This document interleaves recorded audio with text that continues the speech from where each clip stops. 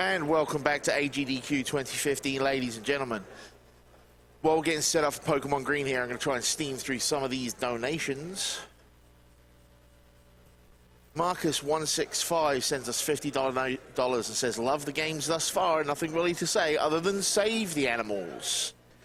Chuck Rock sends $25 saying, save the animals, you monsters. I think a bit of a push for save the animals here. I have a $1,000.01 donation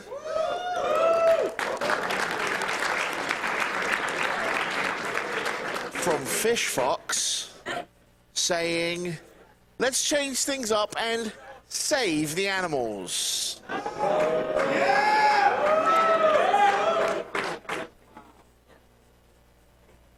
Professor Nez sends $100 and says, I hear singing, I donate. Also, Save the Animals is behind, I donate.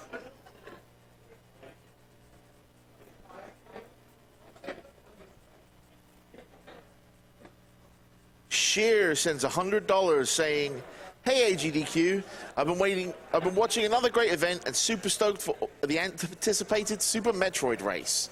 Thank you for the hard work and generosity, everybody.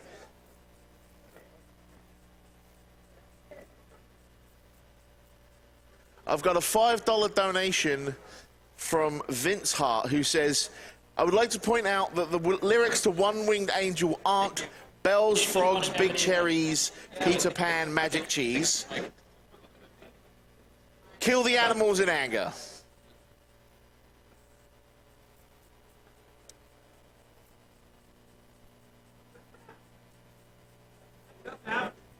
Oscar Salmon Prim sends us $20 and says, I might be a vegetarian, but I ain't afraid of no beef. Kill the animals.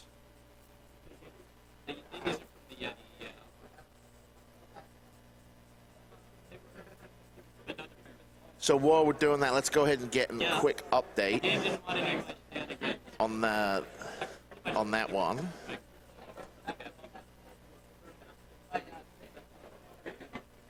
We have... Alright, so... Right now, Save the Animals sits at $79,560.80. Kill the Animals sits at $79,470.45. This is down to the wire. Okay, the runner says, kill the animals. And as the runner points out, this is a speed run.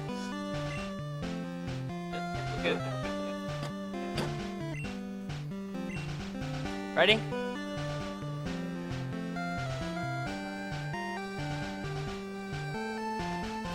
Good to go? Okay. 3, 2, 1, go. Alright, hello everybody. This is Pokemon Green version. The first thing you're probably going to notice is that it's on Japanese and not English. The reason for this is the Japanese versions of the game were actually released before the English versions. They came out 2 years before in 1996. And what's interesting about that is there's actually a glitch that is Japanese version exclusive that allows the games to be broken extremely badly.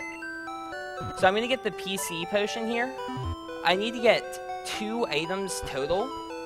So I'm going to be collecting that as well as a second item later on. That's in order to activate the glitch. Now I know most of you probably saw Worcester's No Save Corruption run yesterday. And in his run he would get the walk through walls glitch, walk to Celadon, and then from Celadon he would get a freshwater from the mart, and then underflow his menu, and from underflowing his menus, he was able to warp to the Hall of Fame. And we're going to kind of do something similar to that here, but not quite as in-depth. Alright, so I'm going to be picking Charmander as my starter. The reason for picking Charmander is because he's the easiest of the 3 starters and the most consistent to get through the first fight. It doesn't actually matter which starter you pick, but Charmander forces the rival to pick Squirtle, and Squirtle doesn't have the move Growl. Growl lowers your attack, And if your attack gets lowered, you start to deal so much less damage. And 4 to 5 turn fights turn into 10, 12 turn fights. So it definitely makes sense to get Charmander in order to force the rival to not growl you. It doesn't actually matter whether I win or lose the fight, as long as the fight ends. So the best case scenario is actually that I get something like this. Tail Whip is really nice.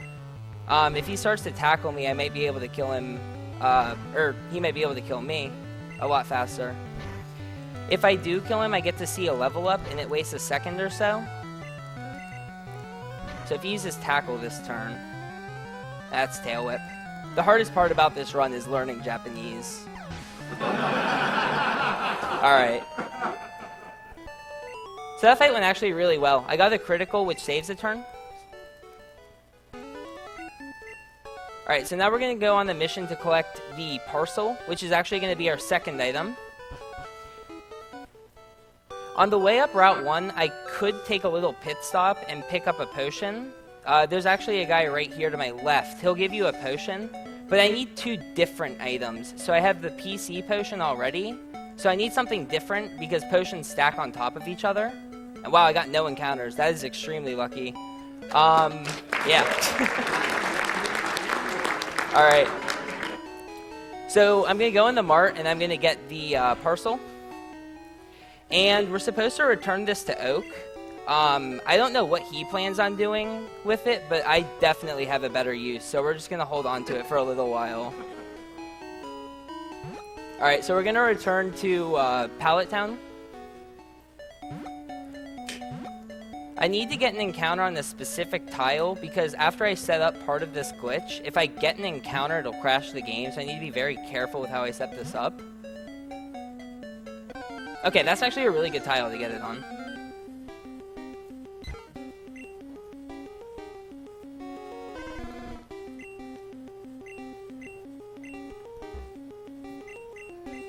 Okay, so I did a lot of stuff there. And essentially what I did was I just swapped some items around. What do I do from here? Shoot. Okay, I'm just gonna get the town map. Okay. Okay, Worcester said that you can walk through walls. I saw it in his run, so let's give that a shot. Oh, cool. Hold on, it's Celadon City. This is where he gets the fresh water to beat the game. Oh, what? Okay, well, there's water here, I guess. Okay, so that's actually a pretty major glitch that was discovered quite a long time ago. It's called the Duke of... Oh, yeah.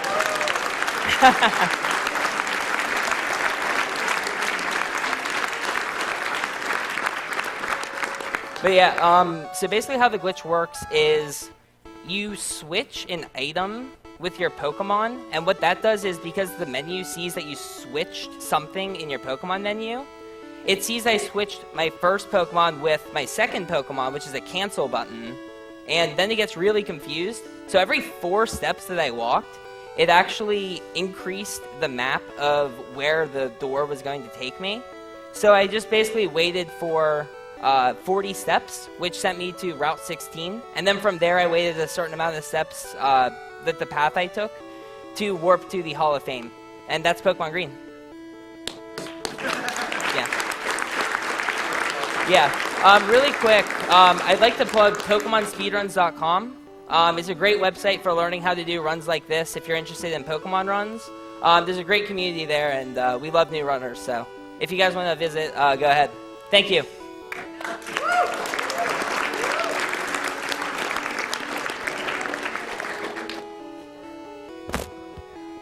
Alright, so while we're getting set up for the return of our Castbot Overlord,